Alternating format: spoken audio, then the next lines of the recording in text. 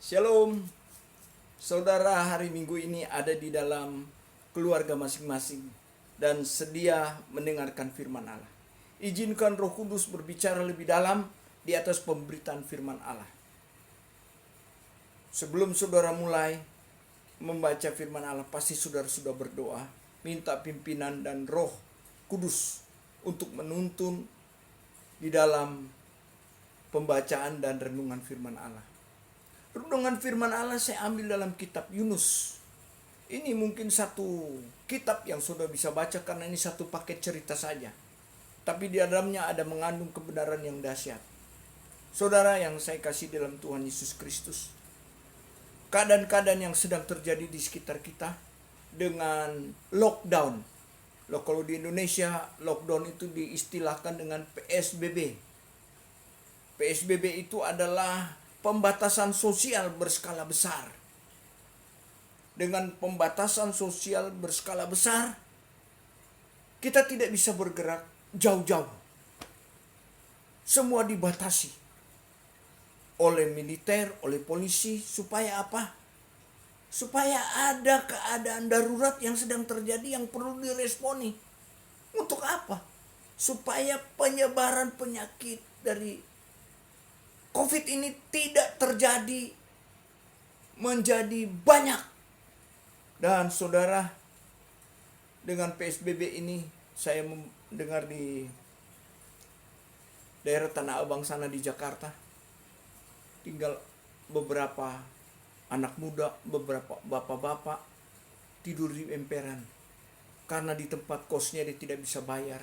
Di tempat kerjaannya sedang terjadi pemutusan hubungan kerja dan kesusahan sedang terjadi. Di beberapa tempat lagi, apa yang sedang terjadi saudara dengan COVID ini? Banyak napi-napi yang dibebaskan dan orang-orang berasumsi dan memang benar ada beberapa napi yang memanfaatkan kesusahan ini dengan kejahatan. Artinya apa? PSBB ini membuat kejahatan semakin naik.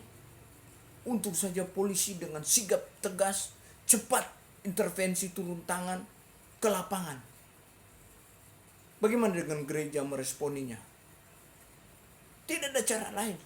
Dari organisasi gereja hanya memberitahukan, beri jemaat makanan firman, beri jemaat kekuatan firman, beri jemaat dengan banyak nasihat-nasihat dari firman.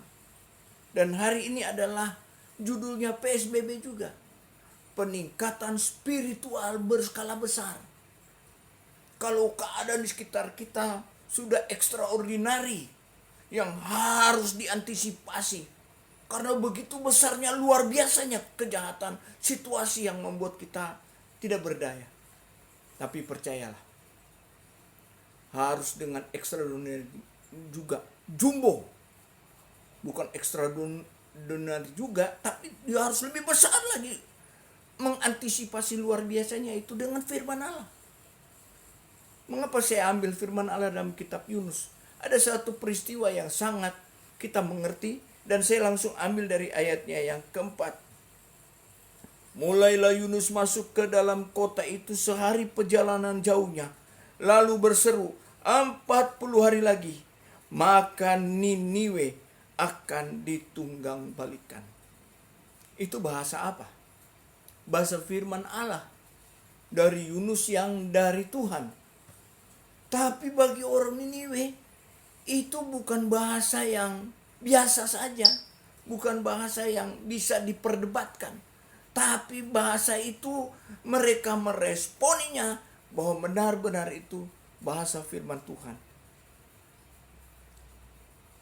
Mereka dengar firman Tuhan. Saudara bisa baca ceritanya dan saudara pasti sudah tahu ceritanya. Tapi saya mau membahas ini bagaimana respon orang-orang di kota Niniwe, rajanya dan bangsanya. Mereka dengar firman Allah yang belum pernah mereka dengar. Ada seorang nabi, namanya Nabi Yunus, dia menyampaikan firman Tuhan itu. Dia katakan semua akan ditunggang balikan. Mereka dengar firman Allah. Nah, firman Allah yang mereka dengar itu apa? Diresponi. Ini yang penting. Jadi peningkatan kualitas atau peningkatan spiritual saudara, kualitasnya harus baik, harus jumbo, harus besar. Artinya apa? Saudara harus tambah sehingga tidak mengalami situasi yang buruk. Responilah firman Allah dengan baik, tanggapi firman Allah dengan baik. Ini poin yang sangat penting. Saya catat di sini satu kebenaran dikatakan di sana adalah pesan ajakan atau peringatan atau dorongan. Ini firman Allah. Jadi firman Allah itu adalah bukan membuat takut saja, bukan membuat kita nggak berdaya, nggak boleh. Itu firman Allah yang bikin takut saja. Tapi buat orang di Niniwe, persoalan ini bukan mereka merasa takut, tapi mereka responi bahwa ini harus diresponi dengan serius. Karena ini berbentuk apa? Dorongan ajakan. Tidak berleha-leha, tidak menganggap remeh. Seriuslah dengan firman Tuhan. Engkau akan mengalami pengalaman yang dahsyat. Dari berita ini ada satu maklumat. Ada satu perintah yang tidak boleh diganggu gugat. Dengar firman Tuhan 40 hari. Saudara yang saya kasih dalam Tuhan Yesus Kristus, kebenaran firman Tuhan ada konsekuensinya. Mau cuek atau mau serius atau ya biasa-biasa. Kita sudah ada di akhir zaman. Kita sudah ada di situasi yang harus meningkatkan kerohanian kita atau kita mau tenggelam. Saya suka pakai istilah tenggelam. Kenapa? Kita nggak ada pijakan lagi kalau udah tenggelam. Poin yang kedua dari peningkatan spiritual berskala besar adalah seriuslah, responlah, percayalah dari firman Allah itu. Respon itu adalah menanggapi. Seriuslah, percayalah. Saya mencatat di sini ada 3. Saya ambil kutip dari kitab Yunus pasal yang ke-3 ayat yang ke-5. Orang Niniwe percaya kepada Allah. Lalu mereka mengumumkan puasa. Dan mereka, baik orang dewasa maupun anak-anak, mengenakan kain kabung.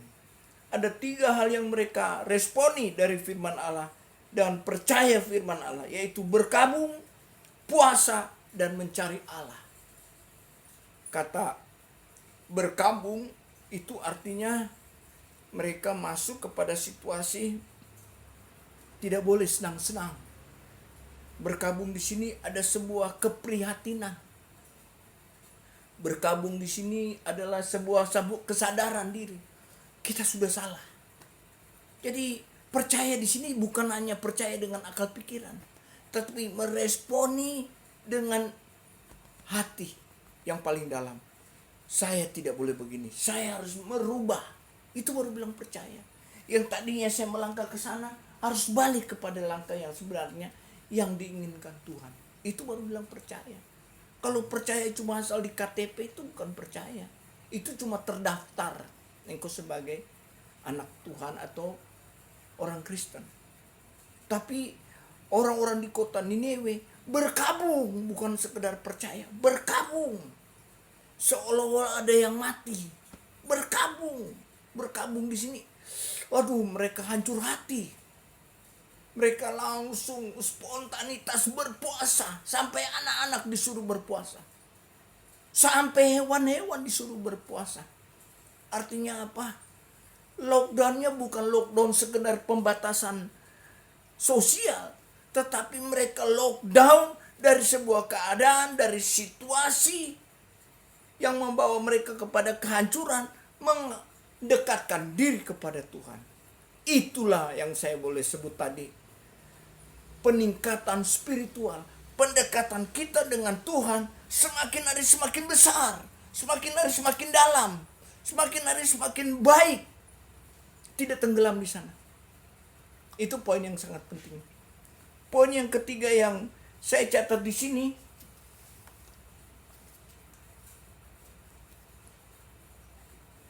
dengan rendah hati bertobat, dengan rendah hati menyerahkan hidup, minta ampun kepada Tuhan. Ditunjukkan di dalam ayat yang berikut. Setelah sampai kabar itu kepada raja kota Niniwe, turunlah ia dari singgasananya, ditanggalkan jubahnya, diselubungkannya kain kabung, lalu duduklah ia di abu. Ditunjukkan pemimpinnya, ditunjukkan oleh kepalanya, menanggalkan singgasana. Dia mewakili rakyat. Kalau pemimpinnya buruk, di bawahnya buruk. Tapi pemimpinnya memberikan contoh. Meninggalkan singgasana itu meninggalkan kenyamanannya, meninggalkan kekuasaannya, meninggalkan semuanya yang dia katakan serba bisa. Pada saat itu dia tinggalkan. Dia dengar-dengaran firman Tuhan. Yunus menyampaikan firman Tuhan tidak serius. Dia menyampaikan firman Tuhan biasa-biasa. Dia menyampaikan firman Tuhan, ya kalau dia mau dengar bagus, kalau enggak ya pokoknya 40 hari lagi Niniwe habis. Ditunggang balikan. Komentar-komentar seperti ini menakutkan, saudara. Tapi ya tinggal respon dari rakyat Niniwe sendiri. Tapi rupanya mereka meresponnya dengan serius. Mereka meresponinya dengan sungguh-sungguh. Bagaimana saudara dengan Tuhan? Apakah meresponinya dengan sungguh-sungguh? Waktu ada ayat firman, mungkin bukan khotbah ini yang saudara responi secara serius sungguh-sungguh, karena mungkin biasa saja. Tapi ada pembacaan-pembacaan firman Tuhan, atau renungan-renungan firman Tuhan yang sedang saudara geluti, yang sedang saudara baca. Bagaimana respon saudara? Saya harap itu menjadi suara Tuhan buat saudara. Supaya apa? Peningkatan spiritual saudara berskala besar.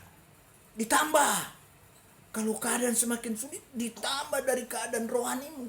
Supaya apa? Keadaan rohanimu bertambah sesuatu yang sangat baik. Jadi saudara akan mengalami pengalaman yang dahsyat dengan Tuhan. Amin. Kita tidak boleh tenggelam. Justru dengan peristiwa-peristiwa seperti sekarang, banyak yang kita bisa lakukan.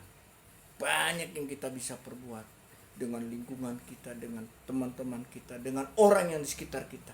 Percayalah, bagi Tuhan engkau dimampukan bisa berbuat sesuatu untuk nama Tuhan dipermuliakan. Berdoa, tanya kepada Tuhan, lihat apa yang Tuhan mau lakukan kepadamu, dan katakan, Tuhan, saya ingin berbuat sesuatu kepada Tuhan. Pasti Tuhan punya rencana yang indah. Pasti ada banyak yang Tuhan mau lakukan kepada saudara. Dan saya yakin dan percaya, saudara akan mengalami pengalaman yang dahsyat dengan Tuhan. Seperti ayat ini memberitahukan, dengan rendah hati bertobat, dan mereka boleh mengalami pengalaman yang indah dengan Tuhan. Ada 3 hal yang saya sudah bagi. Dengar firman Tuhan, responi firman Tuhan. Yang ketiga, engkau bertobat, berpaling kepada Tuhan. Tinggalkan singgasana kenyamananmu, tinggalkan jubah kekuasaan egomu, tinggalkan, keluar dari sana. Pandang salib Kristus, pandang suara Tuhan, dengarkan Tuhan berbicara. Izinkan peristiwa di kota Niniwe ini menjadi berkat buat saudara, dalam rumah tangga saudara, dalam kehidupan pribadimu. Saya yakin dan percaya semua jemaat sedang diberkati. Keluarga demi keluarga diberkati. Keluarga yang jauh ataupun yang dekat diberkati Tuhan. Karena engkau tidak sendiri. Karena saya tidak sendiri. Kita ada Tuhan yang bersama dengan kita. Ada malaikat Tuhan yang berkemah di sekeliling orang yang takut akan Tuhan. Dan firman Tuhan yang sederhana ini menjadi berkat buat saudara, sehingga berita firman Allah bukan berita yang menakutkan, tetapi berita firman adalah membuat saudara punya kualitas rohani semakin ditambahkan. Peningkatan spiritual saudara semakin ditambahkan. Tuhan memberkati firman Tuhan yang saudara sudah dengar. Jangan tinggalkan Tuhan. Tetap setia dengan Tuhan. Maju dengan Tuhan. Percaya bahwa Dia tidak tinggalkan engkau sendiri. Amin. Tuhan memberkati firman-Nya. Kita berdoa.